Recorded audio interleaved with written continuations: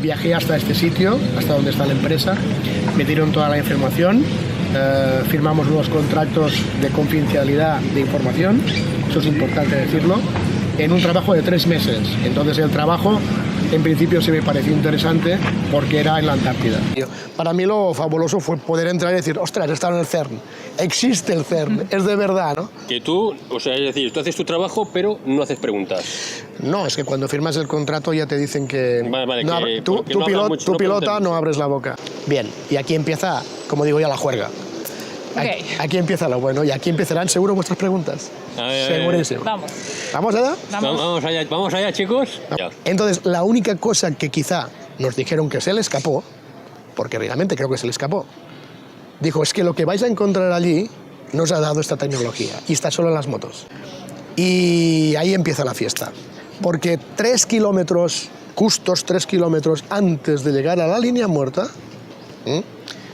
yo veo al fondo una mancha en el cielo.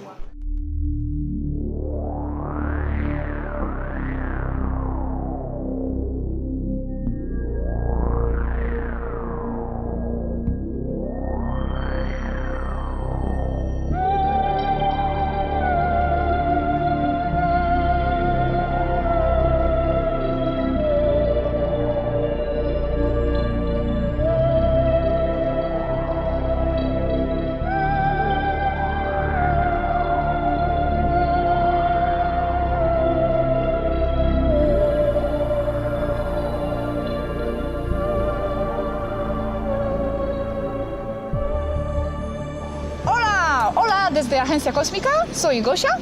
Hola, bienvenidos al canal de Despejando Enigmas, soy Robert. Estamos aquí con un personaje muy interesante que ahora le vamos a dejar hablar. Es Carlos Tora. Es un personaje que viaja por todo el mundo, hace cosas súper curiosas. Y Robert, Bueno, él es Carlos Tora, nos va a explicar una experiencia que ha tenido en un viaje. Y bueno, os gustará porque es bastante interesante y un tema candente. Viajes a Antártida, entre otros. Entre otros. Te dejamos a Carla, te presentas y Gracias, Robert, gracias, Gosia. No, muy sencillo. La verdad es que soy una persona que lleva más de 20 años viajando por todo el mundo y experimentando, conociendo y compartiendo y aprovechando los dones que la naturaleza o la creación me ha dado, que son prácticamente la de activar portales tanto terrenales como dimensionales, porque hay 2 tipos de portales, y aprovechar todo esto, pues tanto el don como los viajes, como la energía de todo junto, pues para exactamente esto, para poder viajar, para poder experimentar y para poder compartir. Ajá. ¿De dónde eres? De aquí, de Barcelona. De Barcelona. Vale, entonces, ¿de qué viaje te gustaría hablarnos primero? Bueno, yo creo que es importante saber que hace 8 meses, en una visita al Archivo General de las Indias en Sevilla, donde sabéis que está toda la información del Nuevo Mundo, de Colón, de los Reyes Católicos, voy bastante a menudo a intentar investigar lo que son documentos antiguos, sobre todo mapas. Me interesan mucho los mapas que están allí todavía escondidos, sin haber salido a la luz pública.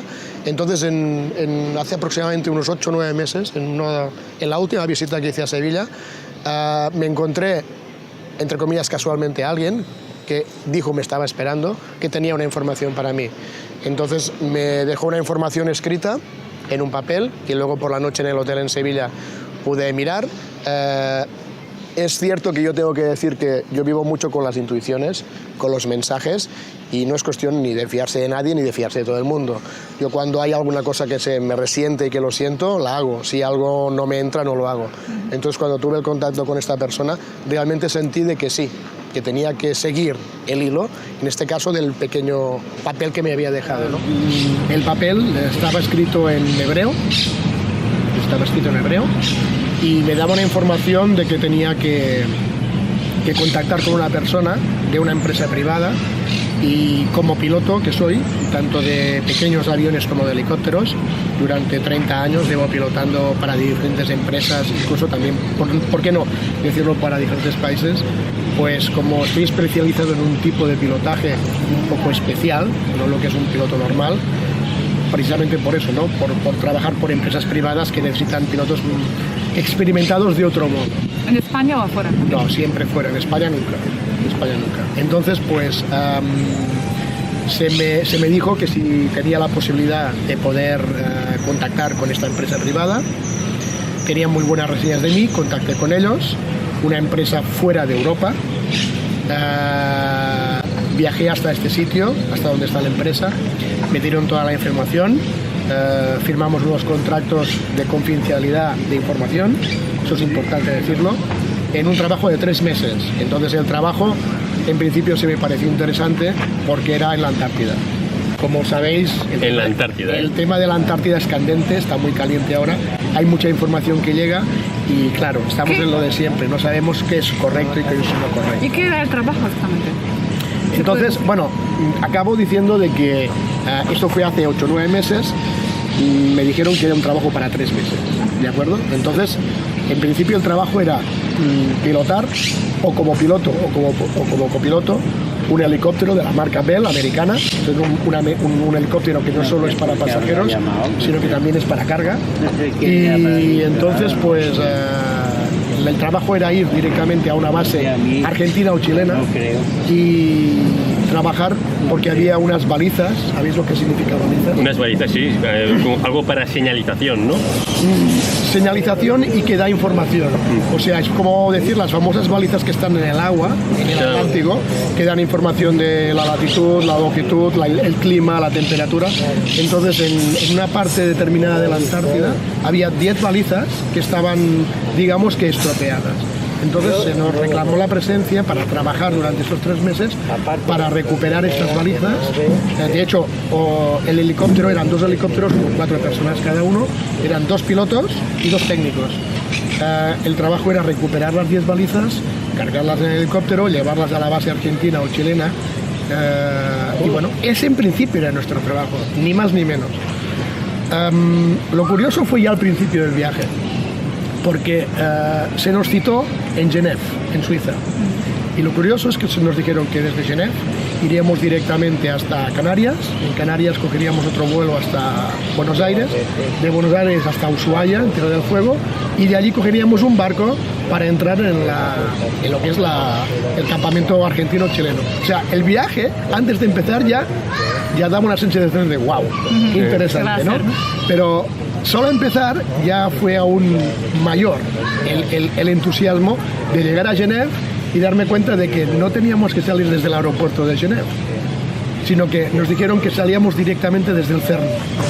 Desde el CERN. Desde el CERN. Entonces en el CERN hay un aeropuerto, digamos, militar, privado, donde hay unos Hércules que constantemente están, bueno, no sabemos lo que están haciendo, llevando gente, llevando material. Entonces los 4 pilotos o copilotos que teníamos que hacer el trabajo nos reunieron en el CERN. Entonces yo de hecho nunca había estado en el CERN, sí había pasado cerca porque yo he estado viviendo un año en Genève y entonces conozco la zona, pero nunca había estado dentro.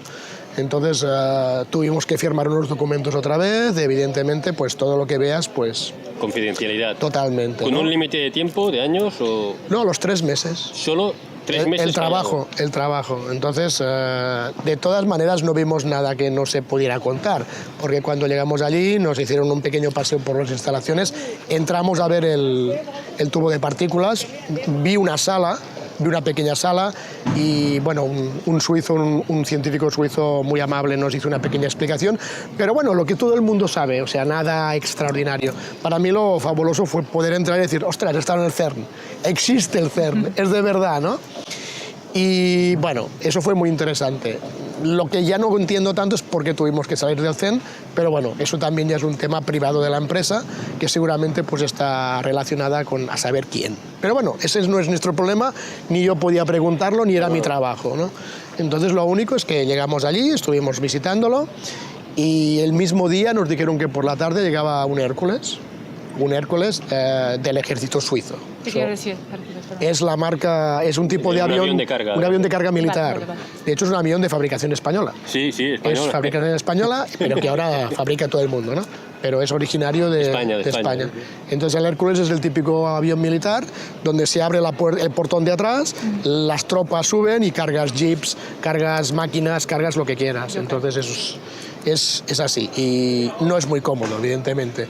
Entonces nos dijeron, bueno, vais a subir los 4, va a haber más gente que no tiene nada que ver con vosotros y vais a hacer directamente varias escalas para poder llegar hasta Canarias.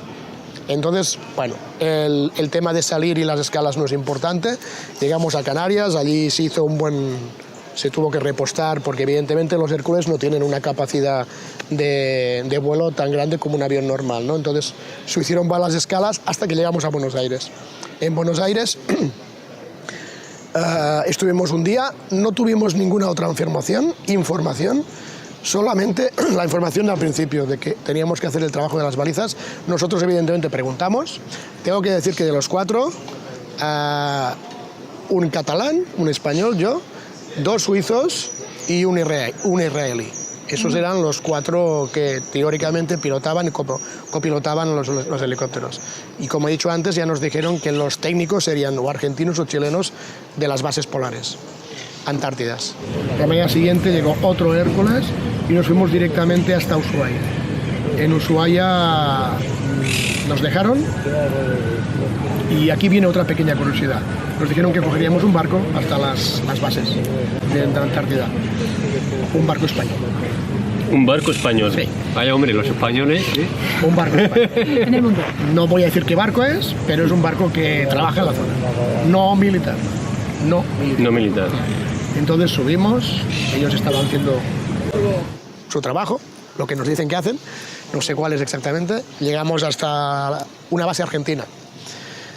La base Belgrano 2, puedo decir el nombre sin problema. La base Belgrano 2 Argentina. Tuvimos tan mala suerte que se dijo que tendríamos una semana complicada con grandes tormentas. Nos tuvieron que trasladar de esa base a la base San Martín. Entonces, ¿Argentina también? Argentina-chilena. Argentina-chilena, vale. Todo está, pero están todas muy cerca. Entonces automáticamente empezamos a trabajar tal como nos habían dicho. Supervisados por gente de Suiza. Detrás de la gente de Suiza había tanto la empresa que nos había contratado como otro tipo de gente que no sabemos quiénes eran. Pero había más cosas detrás de lo que realmente es simplemente la empresa, ¿no? Que tú, o sea, es decir, tú haces tu trabajo, pero no haces preguntas. No, es que cuando firmas el contrato ya te dicen que... Vale, no, que tú pilota, no abres la boca. Exactamente. Ve, no es la primera vez que hago un trabajo con esta gente, entonces sé cómo funcionan, por lo tanto no hay problema. Claro, tú haces tu trabajo y ya está. ¿Y qué piensas que hacen? Mi trabajo no es pensar. En ese momento mi trabajo ¿Qué piensas? No, sí puedo pensar, pero como tengo la experiencia de 20 años trabajando con este tipo de gente, he aprendido que cuando tengo que hacer un tema de estos, no tengo que pensar. Entonces, que yo pueda pensar, evidentemente, pero cuando voy, intento no pensar. Hago mi trabajo y si quieres, cuando regreso, puedo empezar a elucubrar. Bueno, ¿qué ha pasado aquí? Pero no en el momento, porque te detectan. Si hablas mucho, piensas mucho, no está escrito en el contrato, digámoslo así. Como ya he trabajado, repito, con esta gente bastantes veces, sé que hay que actuar de esta manera y así no entras en problemas. Bueno, dime. No, que estábamos ahí, que estabas ahí, que te dijeron que habían unos meses de tormenta. Nos trasladamos a la otra base, en San Martín, y bien, estaba mejor para trabajar. Y entonces nos dieron 9 coordenadas. Nos dijeron que había 10 balizas y nos dieron 9 coordenadas. Las coordenadas pues no eran coordenadas que estaban muy lejos desde la base. Por decirlo de alguna manera, la más lejana estaba solo a 98 kilómetros. Entonces era un trabajo teóricamente fácil. Y de hecho lo fue. Cada baliza nos llevaba unos 4 días de trabajo, entre preparar, viajar, llegar al sitio, montar una pequeña cabaña, un día o un día y medio para desmontar, mirar, coger material. Bueno, 4 días por baliza. Empezamos la primera. Bueno, un detalle, éramos 2 helicópteros, pero siempre era uno que trabajaba y el otro, digamos, detrás, como un poco salvaguardando por si había algún problema. De hecho, siempre había un grupo trabajando y el otro en reserva, por decirlo de alguna manera. ¿Vale? Eso significa que alguna vez me tocó a mí estar trabajando y otra vez me tocó estar en reserva.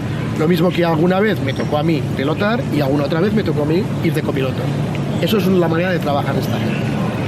Bien, hasta aquí todo es normal. Ya. Bueno, más o menos. Entre comillas. Entre comillas. El CERN. Pero ya quería preguntar, ok, entonces ¿en qué momento esto ya se empieza? Vale, entonces el tema es que, como os he dicho al principio, nos dijeron que eran 10 balizas y nos dieron información de 9. Nadie preguntó. Todo el mundo dijo, bueno, supongo que cuando llegue el momento nos dará la información de la 10ª. ¿Por qué no nos la han dado antes? No preguntamos. Acabamos la 9ª. Esto nos llevó prácticamente un mes y medio, porque también vino más mal tiempo, tuvimos que parar días. Bueno, estuvimos aproximadamente un mes y medio. Esto no me cuadró, porque yo dije, bueno, está claro que este trabajo está muy medido por tiempo y esta gente es profesional. ¿Por qué nos hacen un contrato de 3 meses si en un mes y medio hemos acabado? Nos falta una baliza. Aquí sí que yo pensé, qué raro. ¿Qué pasará con la 10ª baliza? Que no nos dicen nada. ¿Será más trabajo? ¿Una baliza nos va a llevar un mes? Bueno, pues igual sí, igual está a 1000 kilómetros. Bueno, no sé, te preguntas 1000 cosas. Entonces, cuando llega el momento en que acabas la 9ª baliza, se nos dice cuando regresamos tal y cual, que tendremos una semana para todas las piezas de las 9 balizas que se han arreglado, volverlas a llevar a cada baliza para sustituirlas y que empiecen a funcionar. Y esto nos llevó prácticamente 2 semanas más. ¿Vale? Nos llevó 2 semanas más. A partir de aquí terminamos. Esto lo paso rápido porque realmente no tiene más secretos. Entonces, bueno, acabamos las 9 balizas, acabamos de hacer el cambio de repuestos y cuando acabamos todo esto nos dicen que a la mañana siguiente reunión, todos juntos para hablar de la 10ª baliza. Bien, y aquí empieza, como digo yo, la juerga. Okay. Aquí empieza lo bueno y aquí empezarán seguro vuestras preguntas. Segurísimo. Vamos. ¿Vamos allá? Vamos allá, chicos. Vamos allá. Llega la mañana siguiente y ahora es cuando se pone bueno. Okay. Tenemos la reunión y nos dicen, bien, habéis hecho muy bien vuestro trabajo, nos queda la 10ª baliza. La 10ª baliza tiene un pequeño problema. Resulta, y volvieron a recalcar, por favor, yo os comento, pero no expliquéis. Era un comandante, estábamos hablando con militares, no argentinos y no chilenos, europeos.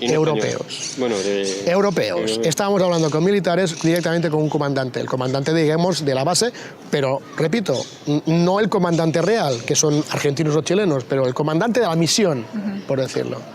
Entonces nos dice, bien, hay un pequeño problema con la 10ª baliza. Hay una línea imaginaria a 158 kilómetros saliendo desde esta base en dirección sur. Una línea de 158 kilómetros. La última baliza que arreglasteis, la más lejana, no llegaba a 100 kilómetros. Estaba a 90, 92, 94, 96 kilómetros. Entonces, imaginaros, hay mucho margen hasta llegar a esta línea imaginaria que nos cuentan. Entonces dice, esta línea separa lo que es el mundo real de la zona muerta. ¡Pum! ¡Pum! Ya decimos, okay. Bien. Pregunta, ¿qué hay que empezar a preguntar. Y claro, ¿qué es el mundo Entonces, mundo real? ¿Qué es real. zona muerta? Vale, no es que la zona muerta sea un mundo irreal, es el mundo real lo mismo. Lo que pasa es que ellos diferencian esta línea que separa un lugar donde tú lo traspasas y nada funciona. Por eso la llaman la zona muerta. ¿Cómo nada funciona? ¿Técnicamente? Nada, radios, teléfonos, nada. Todo lo electrónico, digamos, Todo lo no electrónico no funciona. Y hay un cambio climático al pasar la raya. Dice, no preguntéis más, os damos información. A partir de aquí, el problema que tenemos es de que esta línea no es fija. Esta línea se mueve, con lo cual cuando ellos colocaron la 10ª baliza, no estaba esta línea. Pasó al otro lado. Estaba la 10ª baliza en un lugar normal, pero esta línea está conectada con unos discos fuera del planeta que, como todo tiene un cierto movimiento, también se desplaza. Y está conectada entre los discos que están fuera y el centro de la Tierra. ¿Qué discos? ¿A qué refieres? Yo explico de momento la información que nos daban. Dijeron. Es lo que dijeron. Entonces, discos, vale. ¿Los discos pueden ser satélites? Llegaremos a eso. Vale. Llegaremos. Sigue. Entonces, cuando se instaló la 10ª baliza, estaba en buen territorio. Ahora hay un problema con esa baliza, hay que ir a recuperarla, no a arreglarla, sino que la quieren recuperar, pero tenéis que pasar la línea muerta. Entonces,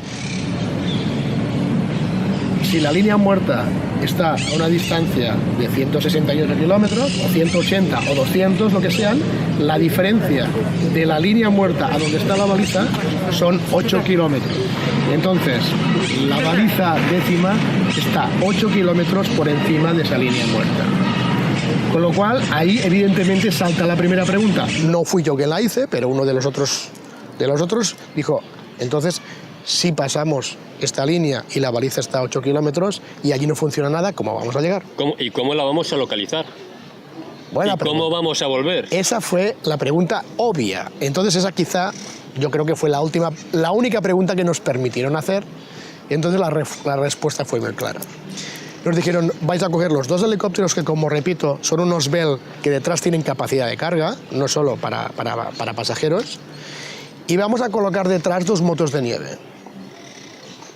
Entonces dice, cuando lleguéis a la zona límite, bajar a altitud, muy, muy bajo, porque además nos dijeron que era una zona muy plana, no era una zona para nada montañosa, era como un lago blanco.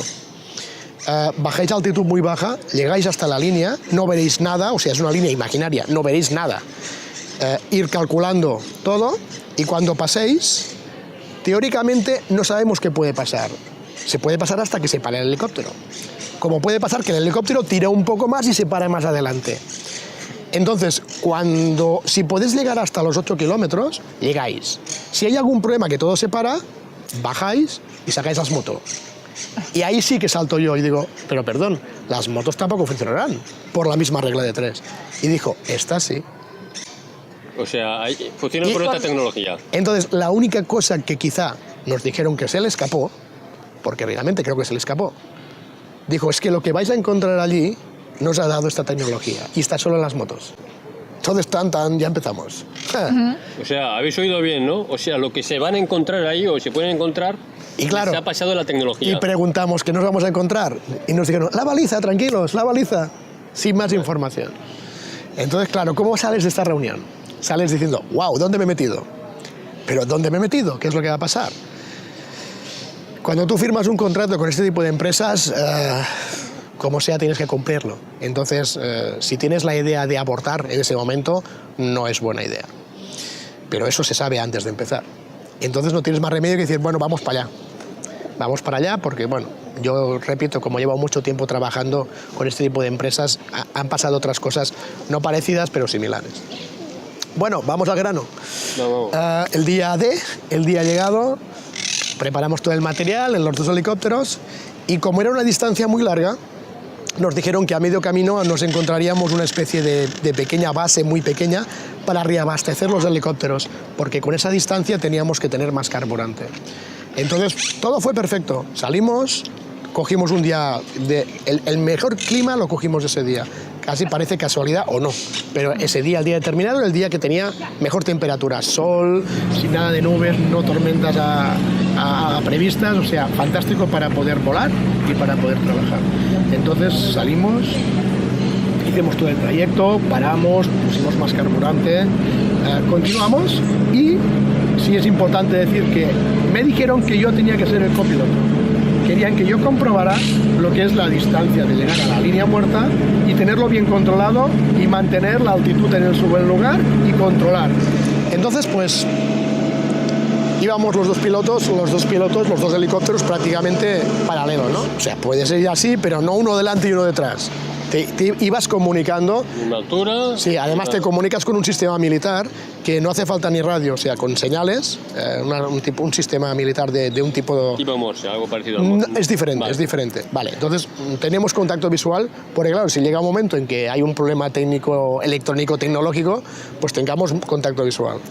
Entonces, bien, avanzamos y ahí empieza la fiesta. Porque 3 kilómetros, justos 3 kilómetros antes de llegar a la línea muerta, yo veo al fondo una mancha en el cielo.